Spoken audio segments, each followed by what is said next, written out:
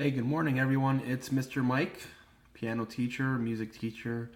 I wanted to talk to you this morning a little bit about my practice routine and how I find motivation and inspiration. I get excited when I play the piano, especially when I'm learning a piece that I really am truly in love with.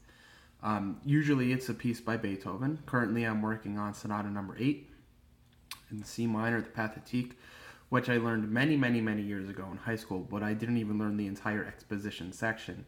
Now I have the exposition section memorized, and I've been working recently on the development and recapitulation sections.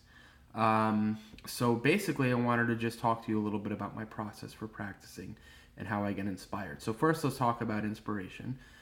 My students inspire me every day. So when I teach you guys, I get excited about what we're learning, and I get excited about the music that I'm going to teach you. So even if it's at a basic level, I could be teaching a little kid, one of my younger students, to play Mary Had a Little Lamb, or I could be teaching a more advanced student how to play, I don't know, a piece by Chopin or Bach or Queen or Journey or any multiple genres of music. You guys really inspire me to keep going every single day, every single moment. Another huge part of my inspiration is pieces that I'm in love with. Like I said, right now, Sonata Number 8, I am completely consumed with. It's like a fire that's constantly inside of me, and I can't get away from it, and I can't escape it. And I'm so in love with it that I look forward to practicing. That's key. You have to really love what you're practicing. However, as a new student, it is important to remember to remain patient because there is a lot of material that you're not going to be in love with. It does take about 2 or 3 years typically to develop a basic music reading comprehension, coordination, and internalized basic rhythm. Therefore, after the 2 or 3 year mark, you can start to learn songs that you really find engaging and exciting. In the interim, you can learn songs like holiday songs, Christmas songs, Halloween songs, Star Wars music, and that sort of thing, depending on on your individual potential. But what is key is to apply yourself and to be consistent. For myself, consistency means that practicing at the same time every morning or about the same time every morning. If I try to practice past 10 a.m. in the morning, my determination and motivation are almost completely gone because subconsciously I'm thinking about and anticipating what I have to do for the day. So I prefer to practice earlier in the morning, 8:30 or 9 a.m. This way, between the hours of say 9 and 11 a.m., those 2 hours, I can dedicate to practicing without being conscious or anxious about the responsibilities I still have to take care of. For me, in my career, I'm a teacher and I teach private piano lessons, so I don't start teaching until about 3 in the afternoon. Therefore, I have plenty of time, 2 to 2.5 hours each morning, 5 days a week, to practice piano, which equates to about 10 hours a week. Some pianists, some piano players can practice 8 hours a day. However, typically they are concert pianist type people, and they practice from say 9 to 5, Monday through Friday, and then they perform Friday evening, Saturday, and Sunday. And then Monday rolls around, and guess what? They're practicing, or they're rehearsing, or they're interviewing. For me, I'm a teacher by trade. I love teaching. It's my favorite thing. And again, I have to remind you guys that you really inspire me. So let's talk a little bit more about consistency now. For me, consistency means being diligent in your practice and repetition and being consistent about the way you're practicing. You can't vary too much about the way you're practicing. You have to find a set routine that works for you. It's very subjective. Different routines work for different people.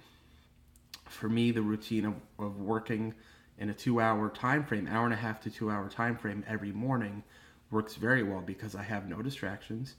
And for me, my mind is freshest in the morning. In the evening, when I get home from work, 9:30, I'm tired. I just want to watch some TV and go to bed. That's really what I do in the evenings. But the morning times for me seem to work out really well. So now, consistency again. So same time every day. Plan out a time of day that works for you where you don't have any other distractions. Excuse me, I think I need some water real quick. Hold on one second. Yeah, so find a time of day that works for you. It's not necessarily imperative at a beginner level to practice 2 hours a day. That's a lot. It's a lot for most of my students who are in school.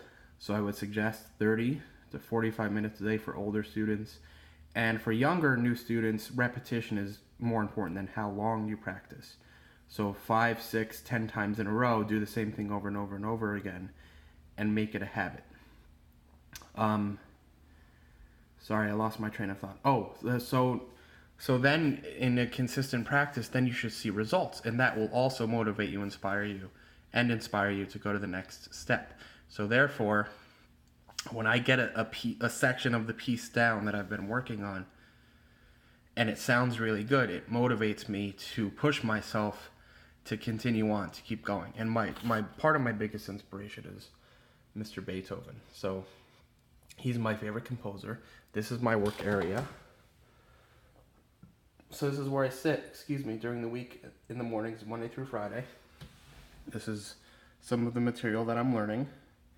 And technique is important. Metronome is important. Internalizing rhythm, memorization is vital. And understanding the music at a theoretical level as well is vital for sight reading and memorization purposes. So anyway, the section I'm working on now is modulating between the keys of F minor and C minor, the pieces in C minor. But Beethoven, in most of his sonatas, likes to use the subdominant key, in this case F minor. And knowing that and looking at say, I don't know if I'm pointing to it. Yeah, say this passage right here. This is an F minor chord. So knowing and that's just one measure, but knowing that F minor occurs for X amount of measures will start to help me memorize the music and play it more adequately, because then my fingers just know where to go. I don't have to second guess myself. Another part of consistency is making sure that you practice the same way every single time you sit down. So practicing isn't just about playing your pieces and getting through them. Practicing is really about pushing yourself and setting goals for yourself to achieve those, to motivate yourself. So for example, my goal for this week is to really start to work on these 2 pages here as part of the development and recapitulation sections of the sonata. So now I'm inspired to start learning these extra 2 pages because I've already learned the first 5 or 6 pages and have them pretty much memorized.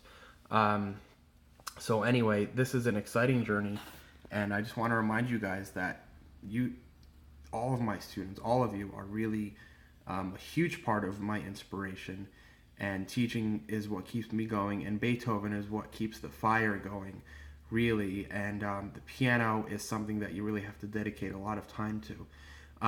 One thing to remember, once you learn how to play music and you learn how to read music, it's a gift and a skill that no one can ever take from you. And it's something that you'll have for a lifetime. So I'm only in my 30s. I have a whole life ahead of me. And there are so many pieces of music that I want to learn, and how to appropriately execute them and play them and interpret them and memorize them in appropriate technique and pedaling, etc., etc., etc. But that's, to me, is exciting because I have the gift of reading music, and being able to give a gift that I'm so passionate about to all of you is just absolutely wonderful. So anyway, I hope you all have a wonderful day. Hope you found this video inspiring, and I'll see you at your lessons. Thanks, guys.